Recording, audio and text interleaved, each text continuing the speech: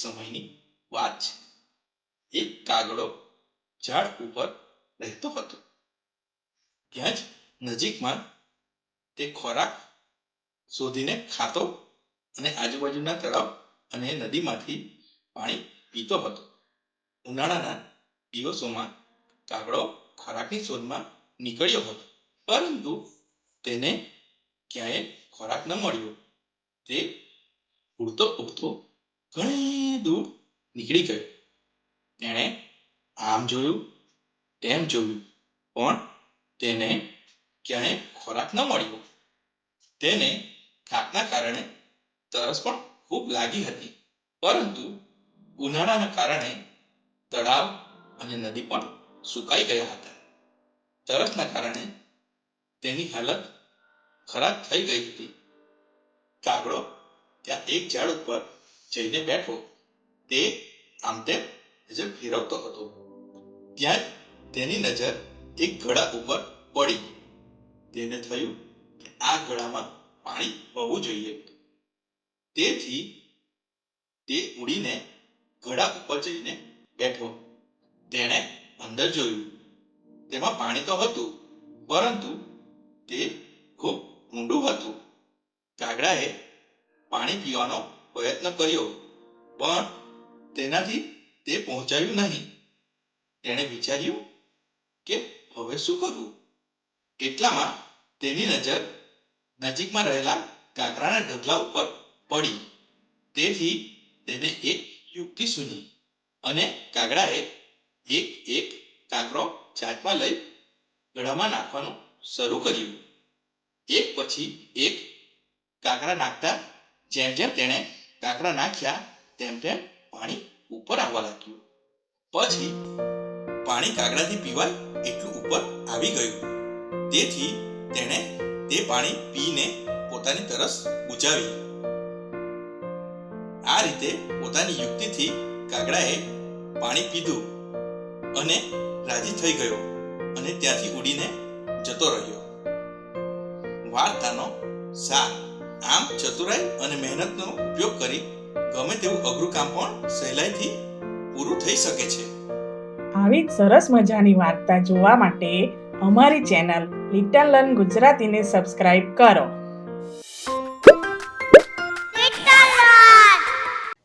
વાર્તા ખાટી દ્રાક્ષ.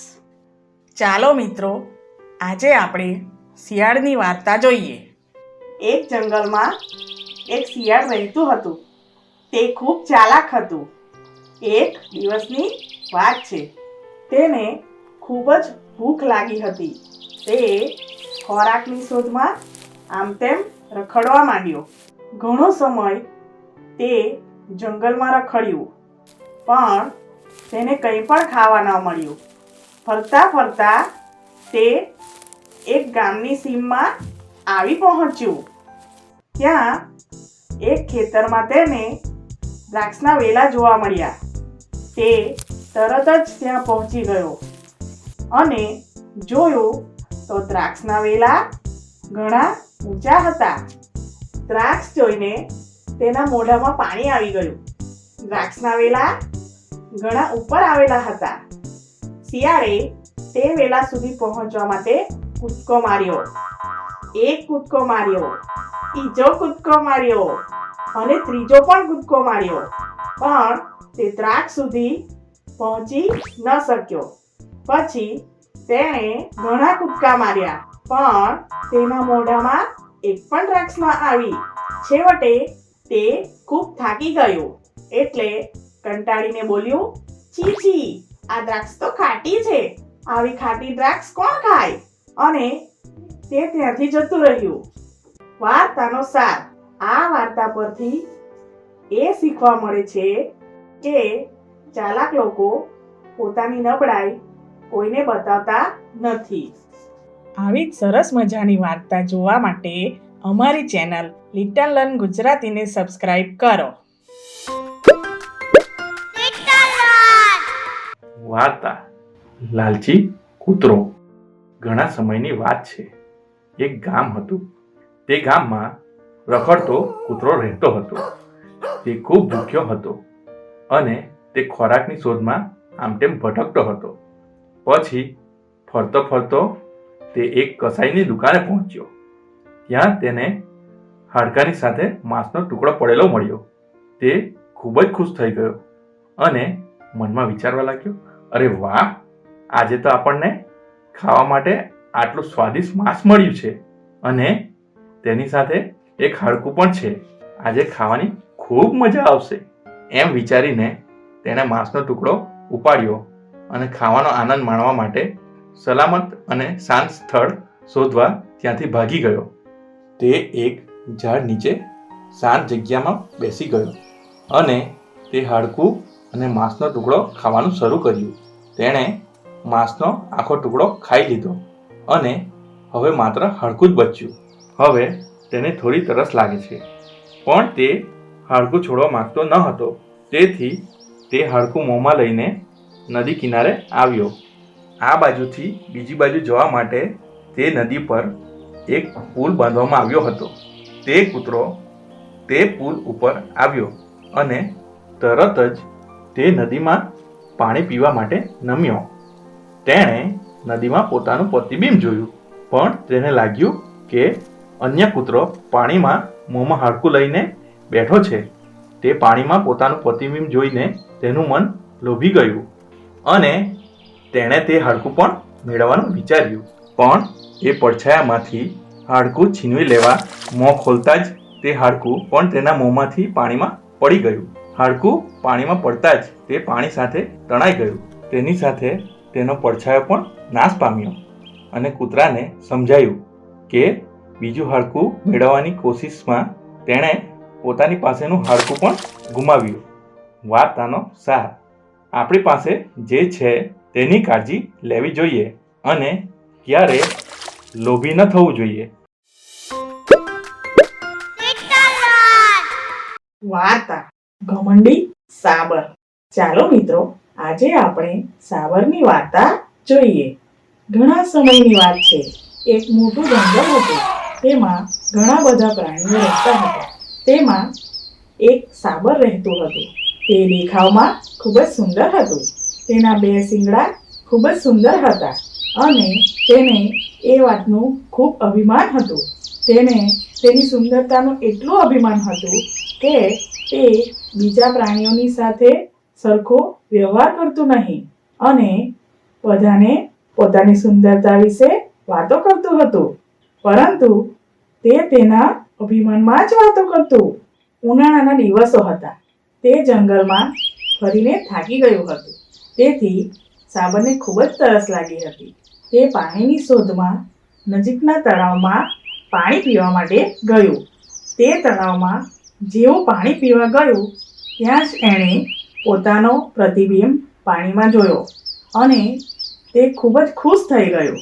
તે પોતાની જાતને જ કહેવા લાગ્યું, અરે વાહ, ભગવાને મને કેટલું સુંદર રૂપ આપ્યું છે.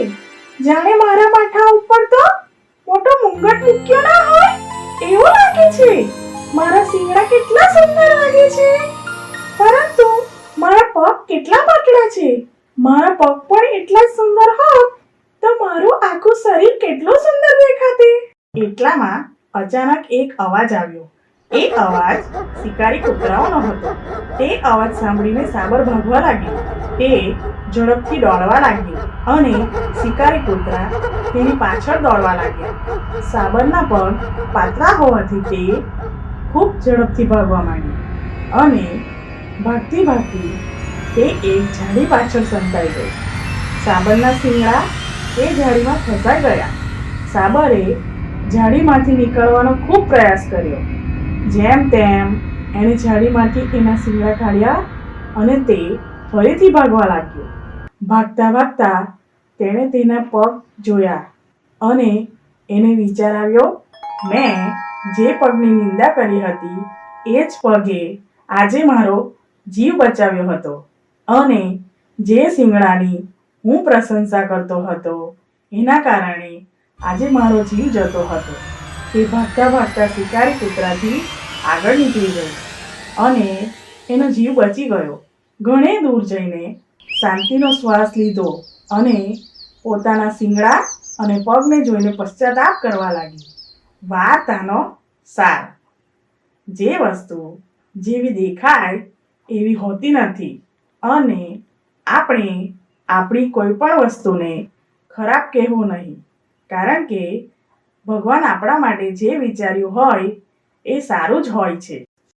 આવી જ સરસ મજાની વાર્તા જોવા માટે અમારી ચેનલ લિટલ લર્ન ગુજરાતીને સબસ્ક્રાઇબ કરો.